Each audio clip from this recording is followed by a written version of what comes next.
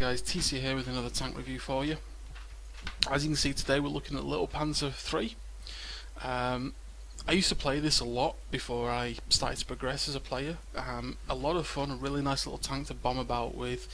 It's really high on mobility. Spotting isn't fantastic, a little 371 meter view range, but that can be improved massively with crew skills and other ancillary projects that you can put in. But for me, I'm quite happy with it. It's quick, it's mobile, it's got a really nice reload of 2.1 seconds with the gun I choose to run on it. I do run a lot of APCR in this tank, reasons which will become apparent once I start going through some of the tank details. The crew's quite a new crew. As you can see, I don't have 6th Sense, I don't have a full first skill on anybody on this crew. I did consider putting a brand new full crew in. I did consider using free XP to boost the crew. However, if I give you an example, to put the commander up to full 100% is nearly 30,000 free XP, which is a lot when you consider that I recently rebought my AMX 12 Tom, which is one of my clanmates' favourite tanks. It's a tank I never did particularly well in, but I now want to go back and start repairing some of my stats on some of my other tanks, purely for something to do in the game myself, this is. And I was able, for a little under 120,000 free XP, to put 100% on my first skills on that crew. I can't explain it. It was just so expensive, it was ridiculous. So that's why I've not done this. I'm grinding this crew.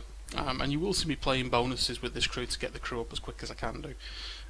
Personal choice, but I do like this little tank. It's a lot of fun. The crew's holding it back, but once the crew gets up there, it's a really lot of fun. Back when World of Tanks started, there was a game mode called Tank Companies, and in there was a tier 4 tank company you could run, and you would come up against teams of these, and you would basically get wrecked by them. These were the most overpowered tier 4 at the time. They were ridiculous. They even beat Matildas. And the reason for that is basically this 70mm of frontal hull armour. It doesn't have much to talk about at the sides. It's actually got quite a tough arse, but the 70mm of frontal hull armour here, as you can see, it's pretty flat, but it's pretty thick. So any slight angles and suddenly, boof, you're over 100mm of armour at the front to go through. The turret, as you can see, you've got a huge whopping space lump on the front here where the gun mantle is, which covers virtually the entire front of the turret. So even the turret from the front is pretty well armoured, but obviously the huge top hat, it's a big weak spot. But at tier 4, the kind of players that you used to play there before they segregated the newbies from the seal clubbers, you used to regularly be able to just penetrate for fun. You used to be able to just roam around, slight angle, and just dominate the field. But one of the big things in tank companies was basically you had 8 of these, if you remember, or something like that, and you would just use them as battering rams. Controlled impact, flat out, top speed of nearly 64 kilometers per hour, whack straight in, and you would deal 100, 200 damage to your opposition. When you're dealing with tanks that have only got 350 hit points, 400 at the most, that's a huge amount of damage that you were doing, and you might take 30 or 40 in return with the right crew skill setup. It was a very potent little weapon. So yeah, I had a lot of fun with this tank, and I've gone back to my roots with it, starting to build the crew up, starting to get better at it. It's quite an easy tank to ace, I'm afraid, as well, so you don't have to do a lot to ace it. Bearing in mind you have a very low alpha gun, you're only going to be doing 70 damage on average per shot, and your penetration is very low, so you will have to learn at an early point to hit your weak spots, your lower plates, your front drive wheels, your cupolas, flanking shots, things like that. This is this is what I like to think is a true medium. As you go through the tiers, you always find a tank that for me epitomises the breed, the medium tank, the heavy tank, the tank destroyer, the light tank, the artillery. there's always something at each tier that kind of epitomises what I think that gameplay is to me. Probably an idea for a video at one point, but we'll have a think. We'll see where the channel goes. But yeah, equipment-wise, vents, rammer, and optics. The Achilles heel of this tank is its view range, so I've improved it to nearly 400 meters. I've got 371 at the minute. It will become 400 with crew skills, etc. So I have overcome its main weakness. It's got pretty good camo for such a small tank, which again will only get better as the crew improves. And the firepower is improved because of the use of the vents and the rammer. 56 AP, 37 APCI. It might seem like I carry a lot of premium ammunition this. When you're dealing with a tank with low penetration that can meet tier 6s, you know, running quite a bit of this 130 pen tank, 130 pen ammo, is pretty necessary. And as you can see, it tails off massively over distance. So anything more than 500 meters, and suddenly you're only dealing with 90 mil of pen, so you will bounce off pretty much everything. So you've got to be in and dogfighting with this tank, unfortunately. I haven't yet sorted out this.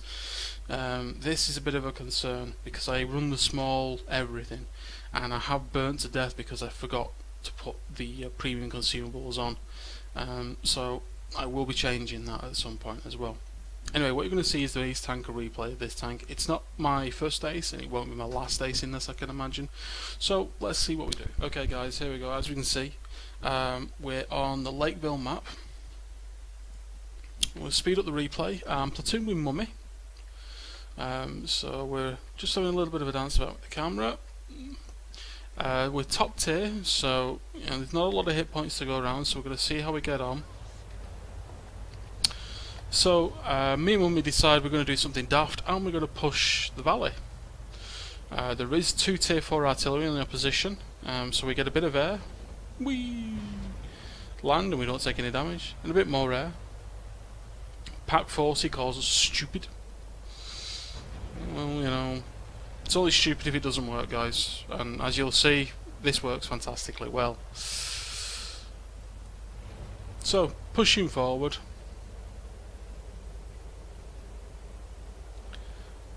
And once more into the breach, dear friends. Once more. HE shell from the M2 medium. He gets rammed. Arty hits me, put 1 shell into the artillery. I am asking Mummy, where are you? Where are you, Mummy? Mummy, where are you? He said, I'm behind you. I'm behind you. As you see, there's 1 Arty gone. There's 2 Arty gone. I've lost the radio.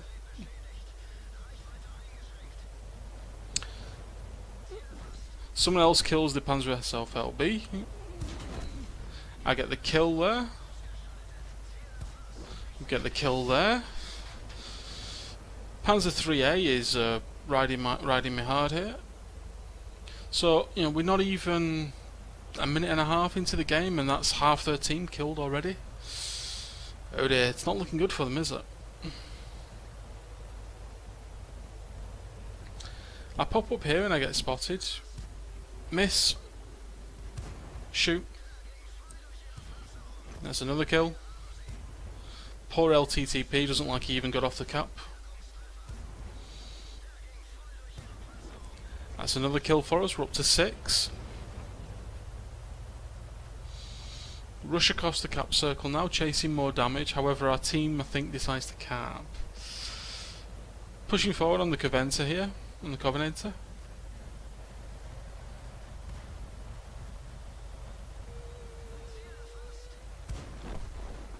7 kills.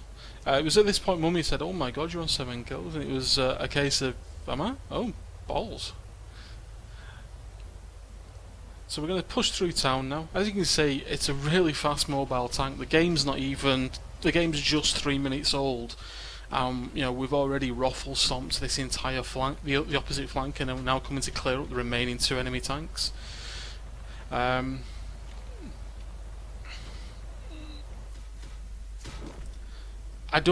mini-map awareness completely fails me, and the Covenanter surprises me. a very vicious pom-pom gun, and that does 60 shells, 60 damage per 4 shells, and just pop, pop, pop, pop, pop. Mummy goes in for the ram kill and unfortunately fails.